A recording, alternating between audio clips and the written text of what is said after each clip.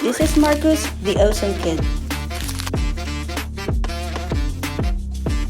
Galing kami sa La Pieta dahil bumisita kami sa puntod ng lola at lolo ni Marcus. Dito ay madadaanan namin ang buhangin ulo. Meron ditong maliit na sapa na dating tuyot pero ngayon malakas na ang tubig. Sabi ng isang residente na nakausap ko na ang tubig dito ay nanggagaling pa sa dam. Disclaimer lang po, hindi ko din sure kung saan nanggagaling ang tubig sa sapang ito. Kung may idea po kayo, please comment down below. Meron din kaming nadaanan na dam na malapit lang din dito. Siguro yun ang tinutukoy ang nakausap ko. Marami ring naliligo dito kaya sinubukan na rin namin bumaba. Malinis naman ang tubig at malamig. Bukod sa maraming naliligo dito, ang iba ay dito rin naglalaba. So pangasalan ni Marcus na mag-explore dito pero hindi na kami lumayo. Sa part na ito, hindi naman siya madulas kaya safe naman si Marcus na maglakad-lakad. Ito ang unang beses niyang makapagtampisaw sa sapa. Naging masaya naman si Marcus sa kalikasan at may benefits din siyang nakuha sa experience niya. Tulad na lamang ng nakakabawas ito ng stress at anxiety at napapabuti rin ito ang kanyang sensory at regulation. At dito, chill na nga lang si Marcus. Hindi na rin kami nagtagal at umakyat na rin kami.